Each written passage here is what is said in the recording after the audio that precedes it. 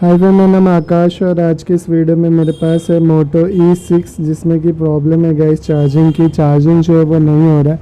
तो नॉर्मली आपने यूट्यूब पे बहुत सारी वीडियो देखी होगी जिसमें चार्जिंग की प्रॉब्लम सॉल्व करते हैं। इस वीडियो को भी देखिए आप, काफ़ी ईजी तरीके से मैं एक्सप्लेन करूँगा। चार्जिंग को मैंने प्लग किया और यहाँ पर अगर आप देखोगे तो कोई भी एम्पेयर कंजप्शन जो है वो हो नहीं रहा है, क्योंकि 3rd नंबर की पिन पे जो है वो चार्जर कनेक्ट है यहाँ पे केबल, और कोई भी कंजप्शन आपको देखने को नहीं मिल रहा होगा।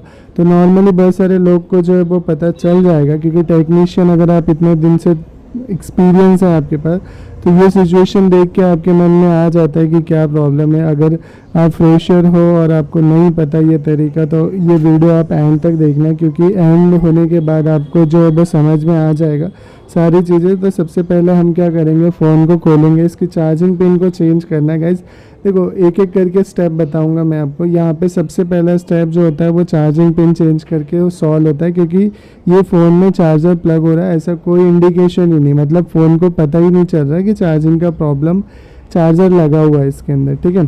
तो सबसे पहला काम तो पिन चेंज करना, और पिन इसके अंदर पहले से चेंज किया हुआ है, क्योंकि जिस शॉप के थ्रू ये मेरे पास आया है वहाँ पे ऑलरेडी पिन को जो है वो चेंज कर दिया गया है। तो अब यहाँ पे प्रॉब्लम सेकंड थिंग क्या आती है, वो सेकंड स्टेप क्या है वो मैं आपको बताता हूँ। उससे पहले हम फ़ोन को जो है वो खोल लेते हैं।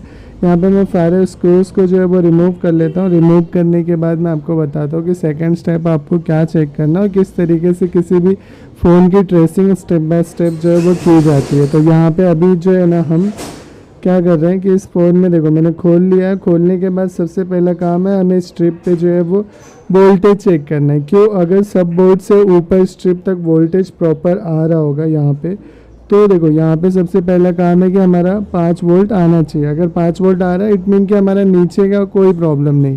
अब ये स्ट्रिप अटैच होने के बाद 5 वोल्ट बन रही है या नहीं वो चेक करना हमारा तीसरा स्टेप बनता है। पहले तो हम नीचे चेक करेंगे, सेकंड स्टेप हमने स्ट्रिप चेक की, थर्ड पे हमें यहाँ पे रीचार्ज लिखा होता है, उस टेस्ट पॉइंट पे आपको चेक करना होता है। तो यहाँ पे भी हमारा रीचार्ज पे भी 5 वोल्ट आ रहा है। तो इस तरीके से क्या हो गया कि इनपुट जो है वो सर्किट में हो रहा है, बट आउटपुट हो रहा है यानी वो चेक करते हैं।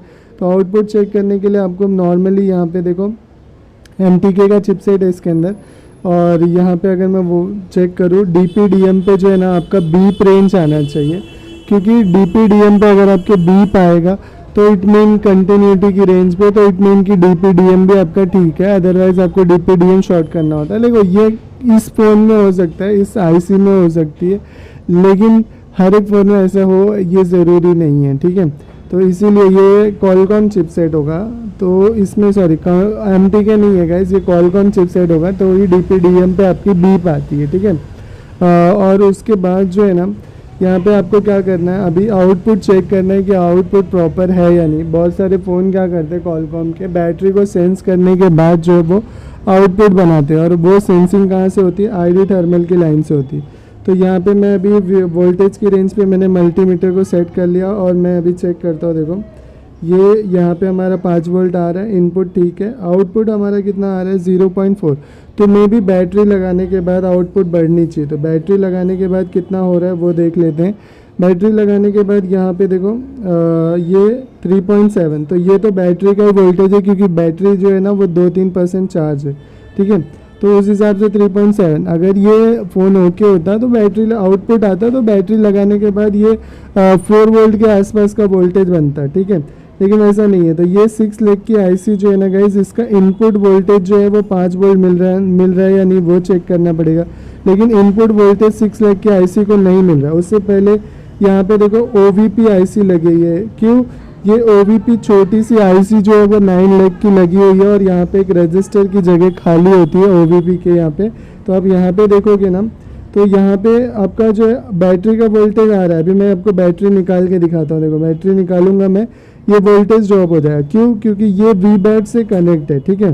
तो अभी ये लाइन Vbat से कनेक्ट है, और नीचे वाली लाइन पे हमारा 5 वोल्ट आ रहा होगा। देखो नीचे वाली लाइन पे 5 वोल्ट आ रहा है, तो इट मीन कि ये OVP का सेक्शन जो है वो काम नहीं कर रहा है। अब ये प्रैक्टिकली मैं आपको समझाने की कोशिश कर रहा हूँ। अगर मैं यहाँ पे सेमेटिक को यूज़ करता ना तो आपको और अच्छे से समझ में आता। अब मैं इसको शॉर्ट करूँगा ना तो एम्पेयर लेने लगा फ़ोन, चार्जिंग एम्पेयर जो है वो 6 वोल्ट के सनसाइन में लेने लगा। तो मेरी जो प्रॉब्लम है वो यहाँ पे ही है, इस OVP का सेक्शन जो है वो इसका काम नहीं कर रहा। अब OVP का सेक्शन फ़ोन में होता क्यों है? OVP का सेक्शन एक इसलिए होता है ना कि वो जो IC का इनपुट वोल्टेज होता है उसे एक मैनेज करता है। मतलब अगर इनके चार्जर से मैक्सिमम वोल्टेज भी कभी चला गया, वो डिपेंड करता है IC पर, उसकी सर्किट पर, लेकिन अगर मैक्सिमम वोल्टेज भी चला गया तो वो जो चार्जिंग IC है उसको 5 वोल्ट ही देगा, आउटपुट 5 वोल्ट ही करेगा। तो अब ये मैं यहाँ पे क्या कर रहा हूँ, आप 0 किलो ओम्स का एक रजिस्टर लगा सकते हो या फिर शॉर्ट भी कर सकते हो, कोई प्रॉब्लम नहीं। लेकिन अगर इनकेस कस्टमर के चार्जर से हाई वोल्टेज आया तो सीधा है कि 6 वोल्ट की जो चार्जिंग IC है वो ख़राब होगी या फ़ोन में और इंटरनल डैमेज भी हो सकता है। OVP IC जो है ना मैंने यहाँ पे बाईपास कर दी है, और OVP IC बाईपास करने का एक रीज़न ये गाइस कि ये टेक्नीशियन को यही करना होता है, क्योंकि मार्केट में OVP IC बोर्ड में मिलेगी, मार्केट में अवेलेबल नहीं होती, बहुत छोटी सी IC होती है। अभी ये फ़ोन हमारा जो है वो चार्ज हो रहा है, तो इस तरीके से ना आप किसी भी फ़ोन की ट्रेसिंग कर सकते हो, रिपेयर कर सकते हो। मैंने पूरे पॉइंट ऑफ व्यू दिया जिसके बिहाफ से एक प्रैक्टिकल थिंकिंग के साथ आप किस तरीके से चार्जिंग प्रॉब्लम को रिजॉल्व कर सकते हो। बाकी देखो, ये कॉन्सेप्ट आप सैमेटिक में समझते ना तो आपको और इजी लगता है, या फिर अगर आप एक्सपीरियंस बंदे हो, क्योंकि ये फ़ोन ज़्यादा से ज़्यादा देखो, जब भी आपका फ़ोन कोई रिएक्शन ना करे चार्जर लगाने के बाद ना, तो इसमें कॉमन प्रॉब्लम होगी, या तो पिन की प्रॉब्लम होगी, या सब बोर्ड की प्रॉब्लम होगी, या स्ट्रिप की प्रॉब्लम होगी।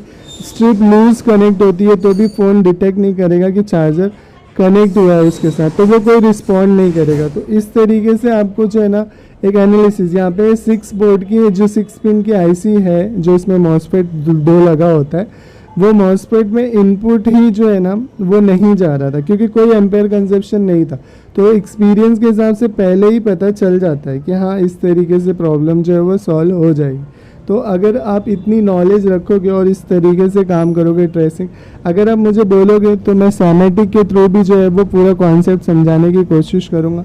लेकिन इस वीडियो के हिसाब से आपको कॉन्सेप्ट समझ में आया या नहीं, मुझे कमेंट सेक्शन में ज़रूर बताना। वीडियो को अभी तक आपने लाइक नहीं किया तो वीडियो को लाइक करना, चैनल को अभी तक सब्सक्राइब नहीं किया तो प्लीज़ सब्सक्राइब कर लेना, क्योंकि मैं मोबाइल रिपेयरिंग से रिलेटेड वीडियोस जो है वो अपने इस चैनल पे डालते रहता हूँ, जिससे आप कुछ ना कुछ जो है वो ज़रूर समझ पाएंगे।